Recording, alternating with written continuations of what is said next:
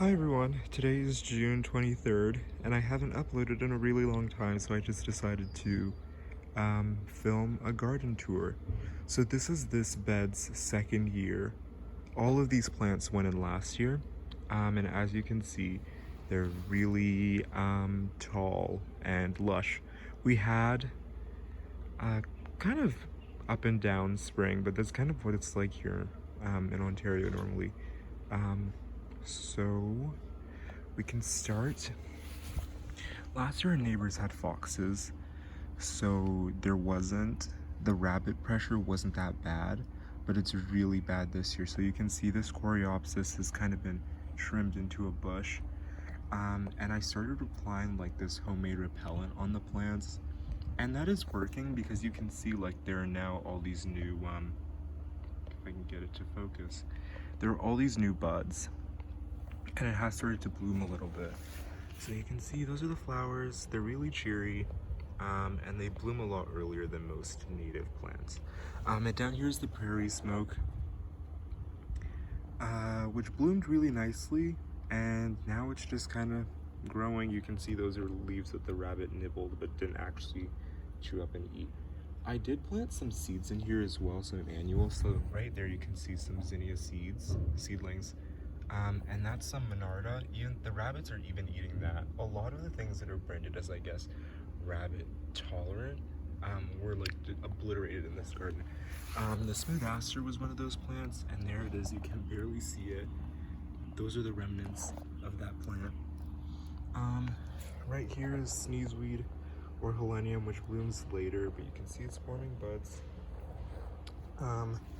The stiff goldenrod is really big and lush this year, and the leaves are actually really nice. They turn a nice red in the fall, but it is a really nice texture. It does have powdery mildew, but actually other than that it's pretty fine, and there's a lot of tiny bugs all over it, so I'm guessing it's an important larval host plant.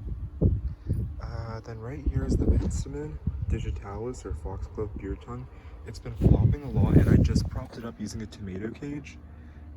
As you can see right there, bumblebees really like the flowers. I think it's a really pretty plant. Then here you can see the beginnings of the false sunflower, or Heliopsis helianthoides is the scientific name. Here was like damaged by the rabbits, but over there where it's like behind plants the rabbits don't eat, it's grown a lot taller. And right here and over here are nasturtium seedlings. Is there anything else in? There's nothing else I'm really missing. There's some Monarda right there too, and there it's kind of peeking in and around. And there's another coreopsis plant. This plant, I had a lot of seedlings of it because it likes to sell seeds, so I just kind of put those all over the place. There's penstemon hirsutus that has also been obliterated by the rabbits, but in the front it bloomed really nicely. And there's another coreopsis plant that's kind of flopping, and you can see it kind of comes from over there too. There is a milkweed plant in here. I don't know if I can still find it because the rabbits ate that one too. Oh, there it is. So this is butterfly milkweed, Asclepias tuberosa. I did just apply repellent to this one, and it is coming back, so we'll kind of see how that does. This plant with the narrow leaves is Virginia mountain mint. I really like this plant. It attracts a lot of wasps, which is kind of interesting. And the rabbits don't eat it. They don't eat anything in the mint family, and there's just a bee right now in the penstemon. Then here you can see more of that Heliopsis helianthoides. It's getting ready to bloom. This is a cultivar, but I don't remember the cultivar name.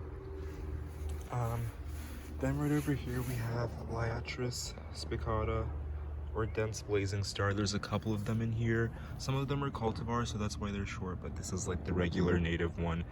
This is a really cool plant when it's in bloom. Then right here is Nepeta. This is not a native plant, but it's really, really easy to propagate. This is a second year plant that came from one cutting. So I had one cutting in the fall of 2020. planted it in the ground in a different spot. It overwintered, and then it was here last year, and this is it this year. So this is pretty much this is actually bigger than the plant I got was, just for scale. So it's pretty easy to propagate, and I might use it as kind of like a border to block off the more rabbit sensitive plants, because they don't eat this one at all. Then right here we have Anishyssop, or Agastacky Funiculum. I think that's the scientific name. The rabbits actually ate this one too. It's in the mint family as well, so I was surprised that it has a strong smell, but it is starting to grow. Hopefully it blooms.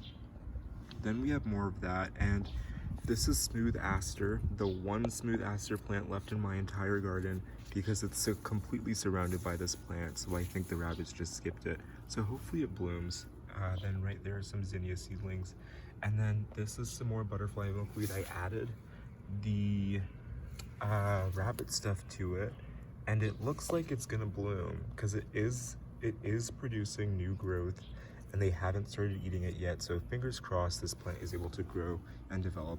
Right here's some more coreopsis. And these two big plants are Vertibita Panada, or gray-headed coneflower, which will bloom a bit later. And there's one purple coneflower plant tucked in here too. The rabbits really like that as well. Then in here, there's some swamp milkweed and sedum.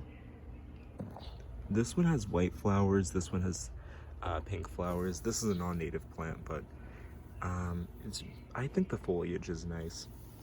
There is, what is that plant called? Ajuga in here. That's normally such a vigorous plant. This year it's really struggling, which is interesting. It might just be at the end of its lifespan.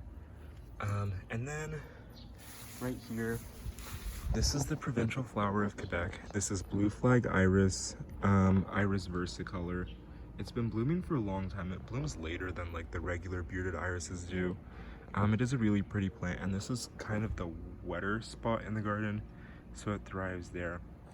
Beside this swamp milkweed that looks really sad, it has milkweed yellows, which is like this disease that can't be treated, and it causes the leaves to be malformed like this. And it does spread.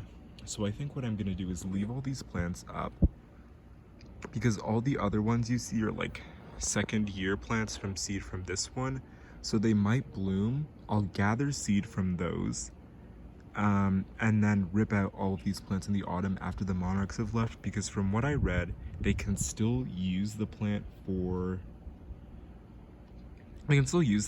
as a larval host, but it doesn't look good. So I'm gonna leave it until the fall and then rip it out and start afresh.